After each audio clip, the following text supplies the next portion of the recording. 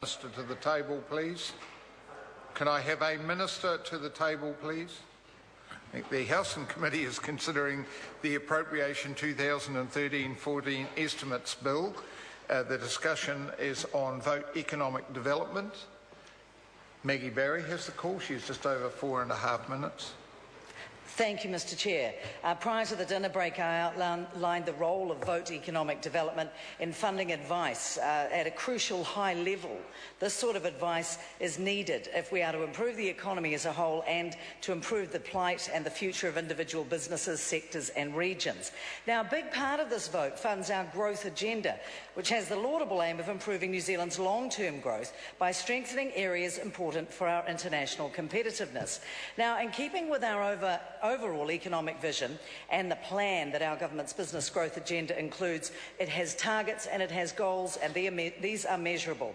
Now, the Ministry of Business, Innovation and Employment has the specific goal of lifting exports to 40% of GDP by 2025. It's looking good so far, with our GDP growth last year at 3.1%, and we compare very well when you look at the UK, the US, Canada, Japan and the Eurozone. Now, the Ministry has also set a target of achieving a 40% increase of real household incomes by 2025. That's what's different about this government. We have goals, we have targets, we measure them and we achieve them. This new ministry, as we were told by the Minister, Stephen Joyce, when he appeared before the Select Committee about 6 weeks ago, is performing very well. It's a year ago, in fact, this month, that it was formed from those 4 old government agencies: Economic Development, Science and Innovation, the old Department of Building and Housing and Labour. Businesses and exporters too are very well served by New Zealand Trade and Enterprise. That's the main Crown entity for supporting business growth that was funded this year to the tune of about $144 million. Their latest success is the promotional activities you might have seen on the television recently in San Francisco around the America's Cup program: wine, food, ICT, as well as high-tech manufacturing. We were told by the Minister when he appeared before the Finance and Expenditure Select Committee that the main area of new funding under Vote Economic Development is an additional $7.6 million to continue the work being led by the Ministry on making government procurement more effective and more efficient. He's released a new set of streamlined procedure and procurement rules, which is actually going to make it a whole lot easier for smaller New Zealand companies to tender for government contracts, and that's got to be good news. If it's not required reading on the opposition benches, these 6 excellent and informative booklets ought to be. They certainly are readily available in my North Shore electorate office, and they're in high demand because they spell out in detail our business growth agenda and create a way that you can actually discuss building innovation. For export markets, for example, increasing exports to 40% of GDP, as I said, by 2025, that's a goal. For innovation, it's about helping businesses access the latest R&D and technology to increase their output. Now, I know in my area of the North Shore, we have a company, AFT Pharmaceuticals. It's based in Takapuna. Its staff is pretty much a United Nations.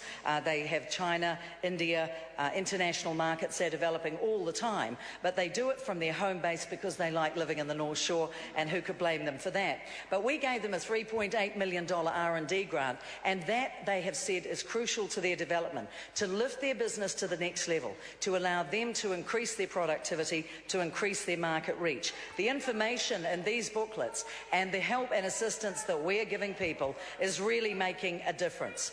The other areas in our business growth agenda include skills, something that is enormously bereft, I'm afraid, when we hear the squeaking of the New Zealand First person over there.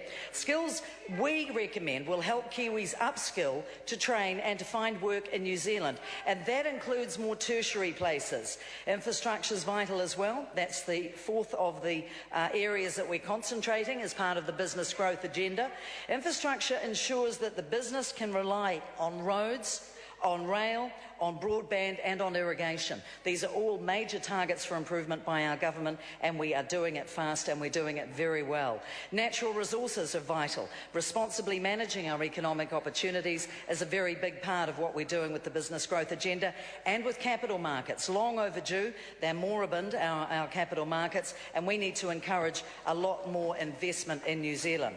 When the Minister of Business, Innovation and Employment, the Honourable Stephen Joyce, came to talk to us, he said he believed that the challenge for us all is to take the platform and seize the moment. Thank you. The question is that vote economic development stand part of the schedules. Those of that opinion will say aye. Contrary, no. The ayes have it. The question now is that vote employment stand part. Mr. Chairman.